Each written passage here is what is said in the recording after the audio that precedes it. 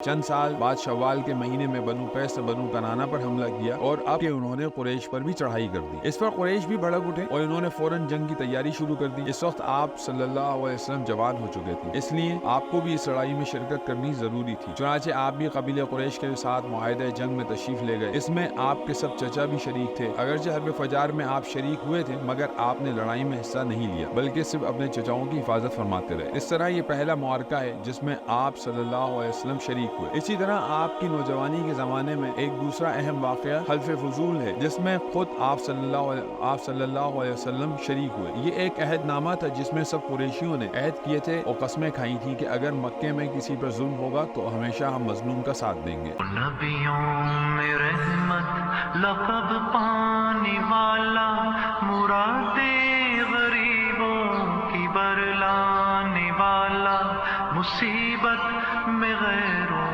کے کام آنے والا، وہ اپنے پرائے کا غم کھانے والا۔ یہ معاملہ مظلوموں اور مصیبت زدوں کی مدد کا تھا جو خود آپ کا اصل جذبہ۔ آپ ہمیشہ غریبوں اور مصیبت زدوں کے دکھ درد میں کام آتے تھے، اسی لیے آپ نے بڑھ چڑھ کر اس مجلس میں حصہ لیا۔ حضور صلی اللہ علیہ وسلم ابھی تک اپنے چچا ابو طالب کے گھر ہی رہ رہے تھے مگر آپ اپنا خرچ ابو طالب پر نہیں ڈالتے تھے بلکہ آپ نے ایک قریشی تاجر صائب ابن ابی صائب کی تجارت میں شرکت فرما رکھی تھی۔ ابو طالب بہت زیادہ مفلس اور غریب آدمی تھے، ان کی اولاد بھی بہت زیادہ تھی جس کی وجہ سے اور زیادہ تنگی سے گزارا ہوتا۔ ایک روز وہ حضور صلی اللہ علیہ وسلم کے پاس آئے اور کہنے لگے، بھتیجے تم جانتے ہو کہ میں بہت غریب آدمی ہوں اور آج کل بہت سخت وقت گزر رہا ہے، ہمارے پاس نہ تو مال ہے جس سے کچھ وقت کاٹ سکے اور نہ کوئی تجارت۔ مجھے پتا چلا ہے کہ تمہاری قوم کا ایک تجارتی قافلہ شام جا رہا ہے، خدیجہ بنت خویلد بھی تمہاری قوم کے لوگوں کو اپنا مال دے کر بھیج رہی ہیں اور وہ لوگ اس کا مال فروخت کریں گے اور اس سے فائدہ اٹھائیں گے۔ اگر تم بھی جانا چاہو گے تو وہ دوسروں سے پہلے تمہیں بھیجنے پر راضی ہو جائے گی۔ حضور صلی اللہ علیہ وسلم چچا کی اس خواہش پر راضی ہو گئے مگر آپ نے فرمایا شاید وہ خود مجھے اس معاملے میں بلائیں۔ اس کے بعد ابو طالب چلے گئے۔ خدیجہ بنت خویلد مکے کی ایک بہت مالدار اور نہایت شریف خاتون تھی۔ یہ بیوہ تھی، انہوں نے 2 شادیاں کی مگر دونوں شوہر انتقال کر گئے اور ان کی تمام دولت خدیجہ بنت خویلد کو مل گئی۔ اس کے بعد انہوں نے شادی نہیں کی اور اپنی تجارت اور دولت کے انتظام میں لگ گئی۔ یہ مکے کے بہت اونچے خاندان کی عورت تھی اور اس قدر پاک باز اور نیک تھی کہ لوگ ان کو طاہرہ کے لقب سے پکارتے تھے۔ خدیجہ بنت خویلد مالداری اور نیکی کے ساتھ ساتھ نہایت خوبصورت اور ذہین بھی تھی۔ ان ساری خوبیوں کی وجہ سے مکے کے تمام بڑے بڑے لوگ چاہتے تھے کہ وہ ان کے ساتھ نکاح کر لیں لیکن وہ انکار کر دیتی تھی، اس لیے کہ اب انہوں نے شادی نہ کرنے کا ارادہ کر لیا تھا اور اپنی تجارت اور کاروبار کا انتظام خود ہی کرتی تھی۔ خدیجہ طاہرہ ہر سال کچھ لوگوں کو اپنا مال دے کر تجارت کے لیے شام وغیرہ بھیجا کرتی تھی۔ وہ لوگ جو کچھ نفع کما کر لاتے خدیجہ طاہرہ اس میں سے طے شدہ حصہ ان کو دے دیتی تھی۔ اس سال بھی وہ اپنا مال دے کر لوگوں کو شام بھیج رہی تھی۔ جب یہ بات ابو طالب کو معلوم ہوئی تو انہوں نے آپ صلی اللہ علیہ وسلم سے آ کر کہا کہ آپ بھی خدیجہ کا مال لے کر چلے جائیے اور نفع اٹھائیے۔ حضور اس بات پر تیار ہو گئے۔ یہ بات کسی نے خدیجہ طاہرہ سے جا کر کہہ دی کہ ابو طالب اپنے بھتیجے امین کو بھیجنا چاہتے ہیں۔ خدیجہ فوراً تیار ہو گئی، اس لیے کہ آج کل مکے کا ہر بچہ بڑا آپ کی نیکی اور سچائی کے گن گاتا تھا۔ اس وقت حضور کی عمر مبارک 25 سال کی تھی۔ یہ وہ وقت تھا جب کوئی بھی شخص آپ کا نام نہیں لیتا تھا بلکہ آپ کی سچائی اور امانت داری کی وجہ سے آپ کا نام ہی امین پڑ گیا تھا۔ حضرت خدیجہ نے فوراً آپ کو اپنے پاس بلایا اور کہا، میں نے آپ کی سچائی، امانت داری اور نیکی کی شہرت سنی ہے، اس لیے میں آپ کو اپنا تجارتی مال دے کر بھیجنا چاہتی ہوں اور جتنا نفع دوسروں کو دیتی ہوں آپ اس سے دگنا دوں گی۔ حضور صلی اللہ علیہ وسلم نے اسے قبول فرما لیا اور جا کر ابو طالب کو یہ بات بتائی۔ ابو طالب نے کہا، اس رزق کا اللہ تعالیٰ نے تمہارے لیے انتظام فرمایا ہے۔ قافلے کے چلنے کا وقت آیا تو خدیجہ طاہرہ نے اپنے غلام میسرہ کو آپ صلی اللہ علیہ وسلم کے ساتھ کیا اور اس سے کہا، محمد کی کسی بات میں خلاف ورزی مت کرنا بلکہ ان کی رائے پر چلنا۔ ادھر آپ صلی اللہ علیہ وسلم روانہ ہوئے تو آپ کے سب چچا آپ کو رخصت کرنے کے لیے کچھ دور تک آئے۔ انہوں نے قافلے والوں کو خاص تاکید کی کہ وہ سب آپ کی حفاظت کا پورا خیال رکھیں۔ اس کے بعد یہ مبارک قافلہ روانہ ہوا۔ پہلے کی طرح اس دفعہ بھی آپ پر ایک بادل نے سایہ کر لیا تاکہ آپ دھوپ کی سختی سے محفوظ رہیں۔ قافلہ مکے سے روانہ ہو کر کئی جگہ ٹھہرتا ہوا ایک روز شام میں داخل ہو گیا اور وہاں بصرہ کے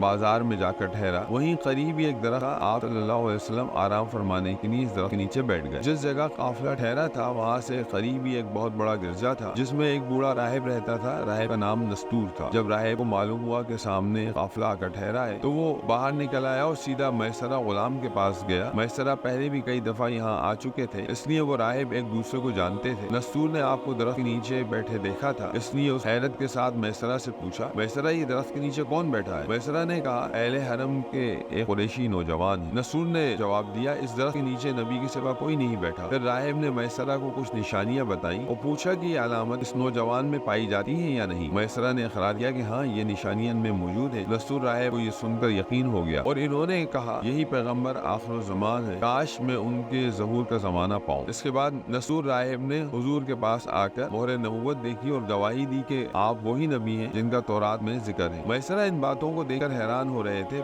ادھر بصرہ کے بازار میں آپ نے جس طرح مال کا لین دین کیا اور تاجروں سے معاملات فرمائے وہ ایسے تھے جسے بہت زیادہ تجربہ کار آدمی کیا کرتے ہیں. یہی وجہ تھی کہ اس سفر میں جس قدر نفع حاصل ہوا اتنا کبھی نہیں ہوا تھا. چنانچہ میسرہ نے آپ صلی اللہ علیہ وسلم سے کہا, ہم 40 سال سے ختیجہ کے لیے میسرہ نے آپ سے کہا, ہم 40 سال سے ختیجہ کے لیے تجارت کر رہے ہیں مگر ہم کبھی اتنا نفع نہیں حاصل کر سکے جتنا آپ کے ذریعے سے ہوا. میسرہ آپ کی دیانتداری اور خوش اخلاقی دیکھتے تھے اور ادھر نستور راہب کی باتیں یاد کرتے تھے. ان سب چیزوں کی وجہ سے ان کے دل میں آپ کی بہت محبت اور عزت پیدا ہو گئی, یہاں تک کہ اب ان کی باتوں سے ایسا لگتا تھا کہ جیسے وہ خود آپ صلی اللہ علیہ وسلم کے ہی غلام ہو. آپ نے اس سفر میں بہت نفع حاصل کیا جس سے حضرت خدیجہ کی تجارت کو خوب ترقی ہوئی. آپ نے بہت سا مال فروخت کیا اور بہت سا خریدا. اب واپسی کا وقت آ گیا تھا, اس لیے آپ زبردست منافع لے کر قافلے کے ساتھ مکے کو روانہ ہوئے. آخر چلتے چلتے قافلہ مہر زران تک پہنچ گیا. یہ مکے اور اسفان کے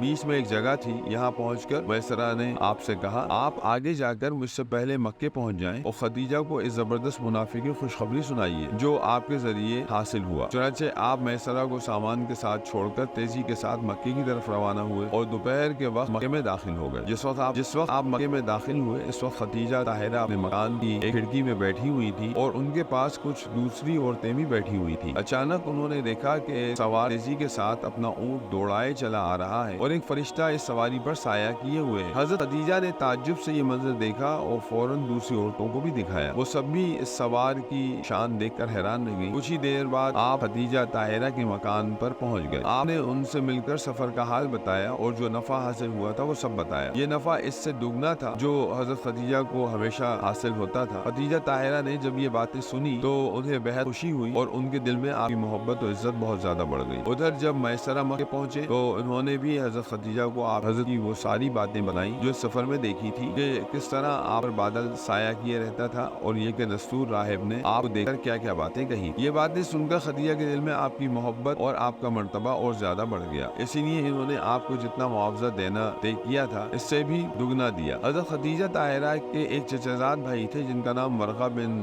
نوفل تھا. انہوں نے عیسائی مذہب اختیار کر لیا تھا اور بہت بڑے عالم تھے. حضرت خدیجہ آپ کے متعلق جتنا سوچتی انہیں حیرت بھی ہوتی اور ان کے دل میں آپ کی محبت اور عزت بھی بڑھتی چلی جاتی. آخر وہ ایک دن ورقہ بن نوفل کے پاس آئیں اور ان کو آپ کے متعلق وہ ساری باتیں بتائیں جو انہوں نے خود دیکھی تھی اور میسرہ سے سنی تھی. ورقہ یہ باتیں سن کر خود بھی حیران ہو رہے تھے. آخر انہوں نے کہا, خدیجہ اگر یہ باتیں سچ ہیں تو سمجھ لو کہ محمد اس امت کے نبی ہیں. مجھے معلوم ہے کہ ایک نبی آنے والے ہیں اور لوگ ان کا انتظار کر رہے ہیں. اب حضرت خدیجہ کے دل میں آپ کا زبردست احترام پیدا ہو گیا اور یہ آرزو کرنے لگی کہ یہ امانت دار نوجوان ان کے شوہر بن جائیں. آخر یہ آرزو اتنی بڑی کہ خدیجہ نے ایک روز ایک عورت نفیسہ بنت منبع کو بلایا اور ان سے کہا کہ آپ کے پاس جا کر شادی کا پیغام دیں. نفیسہ اس خدمت پر تیار ہو گئی اور وہ آپ کے پاس آ کر کہنے لگی, محمد آپ شادی کس وجہ سے نہیں کرتے؟ آپ نے فرمایا, میرے پاس اتنا روپیہ کہاں ہے جس کے ذریعے میں شادی کر سکوں.